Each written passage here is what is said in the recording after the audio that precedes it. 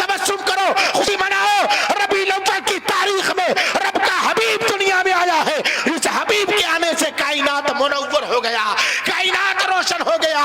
और सुनो, मुस्कुराकर सुभान अल्लाह बोलो, अल्हम्दुलिल्लाह बोलो, क्योंकि मुस्कुराना किसी दलाल की नहीं, आमिना के लाल की सुन्नत है। After me shall come the splendour of all the prophets and holy ones that the prophet have said, because he is the messenger of God, for I am not worthy to unloose the ties of the hosen or the latchet of the shoes of messenger of the God, whom ye call Masih, who was made before me and shall come after me। हजरत ईसा अलैहिस्सलाम बयान फरमाते हैं, ए मेरे उम्मतियों, लेकिन मेरे बाद वो महान हस्ती आने वाली है, वो अजीम नबी आने वाला है, वो अजीम रसूल आने वाला है, जिस पर तमाम अंबिया और पाक रूहों का आबोताब होगा, जो सबके लिए बाइस फख्र होगा, बाइस मुसर्रत होगा। वो और आने वाले आए थे, ये आने वाला आ रहा है। जो तमाम आने वाले आकर चले गए, इन तमामों की बारी बातों को बताएंगे, सबकी बात को दोहराएंगे, सबके जुमलों को बताएंगे, सबके दौर को बताएंगे, सबके फरमान को सुनाएंगे। Because he is the messenger of God, क्योंकि ये अल्लाह के रसूल हैं,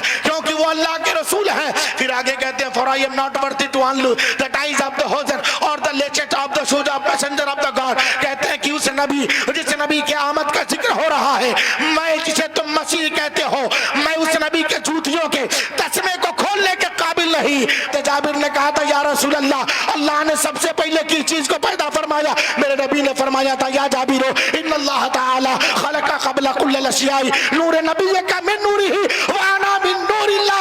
ए जाबिर, सबसे पहले तेरे खुदा ने तुम्हारे नबी के नूर को पैदा किया और सारी कायनात को तुम्हारे नबी के नूर से पैदा किया। मामला क्लियर हो गया। जो अपना अकीदा है, हिंदू भाई की धर्म वही मानती है, ईसाइयों का धर्म वही मानता है। मतलब क्लियर है, मतलब साफ है। आका करीम को रब ने सबसे पहले बनाया था। जब आका बने थे, न अब था न कब, न तब था न जब, न इधर था न उधर, न तिधर था न जिधर, न बार था न पर, न खुश्क था न तर, न शजर न हजर, न दूर न जबल, न लौह न कलम, न जन्नत न रिज़वा, न पहाड़ न पहाड़ी, न बुलंद न बुलंदी, न अरूज न बस्ती, न जगता न बस्ती, न आदम थे न हस्ती। बनाने वाले खुदा की हस्ती, बनने वाले मुस्तफा की हस्ती। फरिश्ता था न आदम थे, न जाहिर था खुदा पहले, बने सारी खुदाई से मोहम्मद मुस्तफा पहले, बने सारी खुदाई से मोहम्मद मुस्तफा पहले।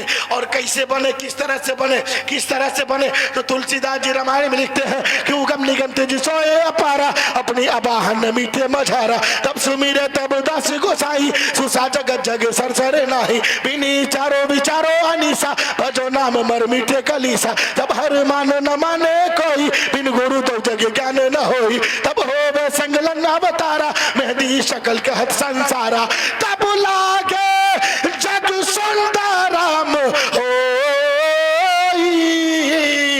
बिना मोहम्मद पार न हो। मैंने हिंदू भाई की पुस्तक का जो हवाला दिया, उगम निगम से सोया पारा, अपनी अबाहन मटे मिटे मजारा, तब से मेरे तब दास गोसाई, सुसा जगत जग सर नाही, बिनी चारो विचार वनीसा, भजो नाम मन मिटे कलीसा, तब हरमान न माने कोई, बिन गुरु जो ज्ञान न होई, तब होए संगन अवतारा, मेहदी शकल का संसारा, तब लागे जग सुंदरम होई, बिना मोहम्मद पार न होई। कहते हैं, ए भवे दुनिया के इंसानों सुनो, उगम निगम तज सोया पारा, जब चारों तरफ पाप ही पाप होगा, अकाल पड़ रहा होगा, सूखा पड़ रहा होगा, पापी होंगे, गुनाहगार होंगे, खताकार होंगे, लोग कानून उस मालिक के कानून को तोड़ने वाले होंगे, चारों तरफ अकाल पड़ रहा होगा, यहाँ तक कि पेड़ सूख गया होगा, पत्तियां सूख रही होंगी, घास सूख गया होगा, जमीन का हाल ये होगा, जमीन फट गई होगी, धूप की वजह से, गर्मी की वजह से जमीन पे हाल होगी, जमीन के सीने में पानी न होगा, और जमीन के सीने पर कोई घास न होगी, पेड़ सूख रहे होंगे, और घास न मिलने से बकरियां सूख रही होंगी, बकरियों के थन सूख रहे होंगे। ऐसे वक्त में जब चारों तरफ हाहाकार मचा होगा, चारों तरफ अकाल पड़ रहा होगा, तब ऐसे समय में अल्लाह का करम होगा और आमीना की गोद में रसूल अल्लाह का जन्म होगा, रसूल अल्लाह का आगमन होगा, रसूल अल्लाह का आगमन होगा। उसके बाद मेहदी शक्ल का अवतार आएगा, हजरत मेहदी की आमद होगी, तो आखिरी समय अंतिम वक्त में आएंगे।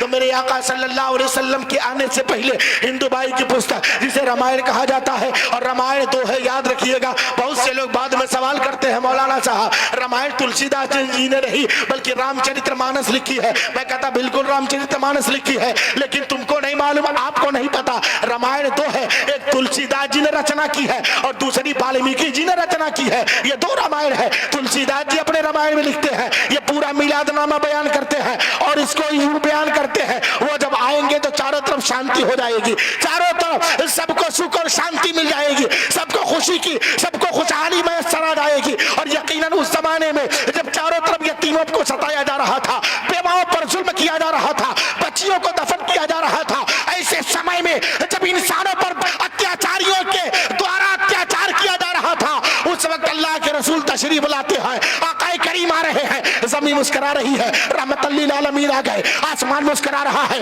रहमतुल लिल आलमीन आ गए, चाँद सूरज मुस्कुरा रहे हैं, आमीना का लाल आ गया, पहाड़ों पर मुस्कुरा रहे हैं, आमीना का लाल आ गया, खुशको तर मुस्कुरा रहे हैं, आमीना का लाल आ गया, मेरे आका तशरीफ ला रहे हैं, दुनिया खुशी मना रही है। नाज करे हलीमा तेरी गोद में, नाज करे हलीमा तेरी गोद में, मुस्कुराता हुआ महताब आ गया।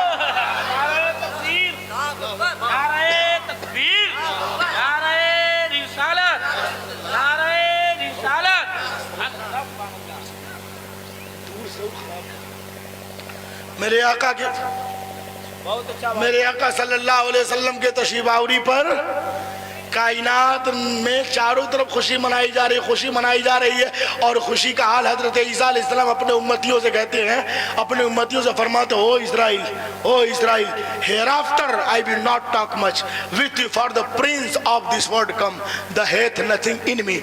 ऐ बनी इसराइल, अब मैं तुमसे ज्यादा बात नहीं करूंगा, गुफ्तगू नहीं करूंगा, टॉकिंग नहीं करूंगा, है मेरे उम्मतियों, क्योंकि मेरे बाद प्रिंस ऑफ दिस वर्ल्ड कम, इस पूरे वर्ल्ड का, पूरे जहान का प्रिंस आने वाला। द हेथ नथिंग इन मी, मेरा उनका कोई मुकाबला नहीं, मुआवजा नहीं, कोई मुकाबला मुआवजा नहीं। हजरत ईसा अलैहिस्सलाम ने कहा प्रिंस आने वाला है, राजा आने वाला है, राजकुमार आने वाला है। मैं आपसे पूछूं, जब मेरे आका राजा बनकर आने वाले थे, राजकुमार बनकर आने वाले थे, तो पहले आना चाहिए था ना? जब अल्लाह ने पहले बनाया तो पहले आना चाहिए था। अभी मैंने आपको सुनाया हिंदू भाई की पुस्तक को, हजरत ईसा के बयान को बताया, आका करीम ने हजरत जाबिर से क्या कहा वो भी सुनाया। सबसे पहले कौन बना? अल्लाह के बाद सबसे पहले कौन बना? पता चलेगा मेरे नबी बने। अल्लाह ने अपने नूर नूर मुस्तफा को बनाया, उससे पहले कुछ नहीं बना था, उससे पहले कुछ नहीं बना था। जब पहले बने थे तो पहले आना चाहिए था, आखिर बाद में क्यों आया, भेजा जा रहा है? बाद में क्यों रसूल अल्लाह तशरीफ ला रहे हैं? रसूल अल्लाह सल्लल्लाहु अलैहि वसल्लम आखिर बाद में क्यों आ रहे हैं? तो जवाब मिलेगा, है दुनिया के लोगों सुनो, जो लोग दुनिया में आ रहे हैं अपने अपने मर्तबे के हिसाब से आ रहे हैं। पहले हजरत आदम को भेजा गया, हजरत नूह को भेजा गया, हजरत जकरिया को भेजा गया, हजरत इब्राहिम को भेजा गया, हजरत इस्माइल को भेजा गया। अपने अपने मकाम मनसब के एतबार से लोग आ रहे हैं। हजरत आदम को सफीउल्लाह बनाकर भेजा जा रहा है, हजरत नूह को नजीउल्लाह बनाकर भेजा जा रहा है, हजरत दाऊद को खलीफतुल्लाह बनाकर भेजा जा रहा है, हजरत इब्राहिम को खलीलुल्लाह बनाकर भेजा जा रहा है, हजरत इस्माइल को ज़बीहुल्लाह बनाकर भेजा जा रहा है, हजरत मूसा को कलीमुल्लाह बनाकर भेजा जा रहा है, हजरत ईसा को रूहुल्लाह बनाकर भेजा जा रहा है। जो पहले आए थे रब ने सबको नबी बनाकर भेजा, ये बाद में आने वाले आमिना के राज दुलारे को अल्लाह ने नबियों का नबी बनाकर भेजा, रसूलों का रसूल बनाकर भेजा। कर्न बदली रसूलों की होती रही, चाँद बदली का निकला हमारा नबी। जैसे सबका खुदा एक है वैसे ही इनका उनका तुम्हारा हमारा नबी। और जोर से बोलिए सुभान अल्लाह। हाँ, जब से हमारे कौम जो है मुर्गी खाना शुरू कर दी है ना, बड़ा गड़बड़ मामला हो गया है। ये मुर्गी ना खुदे बोलती है ना खाने वाले बोलते हैं। ये चिकन खाते खाते इतनी चिकनी ये कौम हो गई, इतनी चिकनी कि इनको ना अपनी परवाह है ना अपने दीन की परवाह है, बिल्कुल चिकनी हो गई है। तो जरा सा बोलने की आदत डालिए। पीछे के लोग जरा सा बोलेंगे या रसूल अल्लाह, और जोर से कहिए या रसूल अल्लाह। बोलते रहेंगे ना तो नींद भागेगी, ना आप सोएंगे ना पड़ोसी सोएगा, कोई नहीं सोएगा। ऐसे माशाल्लाह आप लोग तो अक्लमंद लग रहे हैं। अक्लमंद हैं आप लोग ना, होशियार हैं कि नहीं है? होशियार हैं। आका करीम सल्लल्लाहु अलैहि वसल्लम का उम्मती होशियार होता है। नबी का दीवाना होशियार होता है। एक बात जान लीजिए, जब भारत से अंग्रेज भाग रहे थे तो भागते भागते एक अंग्रेज ने सोचा कुछ खा लूं। खाने के लिए दुकान पे गया तो जलेबी पाया। वो जलेबी पाया मगर खाया नहीं, उलट पलट कर देखा, उठाकर जेब में रख लिया, चला गया तो रिसर्च करने के लिए जितने साइंसदान बैठे थे उनके पास पहुंचा, लैब में गया और लैब में जाने के बाद कहा बड़ी अनोखी चीज लाया हूं, जरा सा रिसर्च करके बताओ इसकी हकीकत क्या है। तमाम साइंसदान दौड़ के आए, क्या लाए हो? निकाला जलेबी को। कहा भारत में इसे जलेबी कहा जाता है। कहा भारत में इसे जलेबी कहा जाता है। कहा खोजना क्या, तलाश क्या करनी है? कहा तलाश ये करो कि इसमें कहीं ढक्कन नहीं है, कहीं रास्ता नहीं है, कहीं दरवाजा नहीं है, कहीं खिड़की नहीं है, कहीं जंगला नहीं है, कहीं छेदा नहीं है, इसमें रस गया कहां से? हाँ, बस यही तलाश करनी है कि इंडिया वालों ने जलेबी में रस डाल किधर से दिया है, किधर से डाला है। अब सब ने अपनी अपनी कोशिश की, अपना अपना जोर लगाया, सब परेशान हो गए। यहाँ तक कि जो सबसे सीनियर साइंसदान था उस तक बात पहुंची। वो अंदर से एक छोटा सा बॉक्स लेकर आया और बॉक्स को खोल करके एक छोटी सी थैली निकाला। थैली निकालने के बाद उसमें से एक सामान निकाला और निकालने के बाद कहा, नालायक, जब जाते हो भारत से कुछ न कुछ अजूबा उठा लाते हो। तुम्हें मालूम है कई साल गुजर गए, आज तक मेरे लैब में पता नहीं लग पाया कि समोसा में आलू किधर से घुसा है।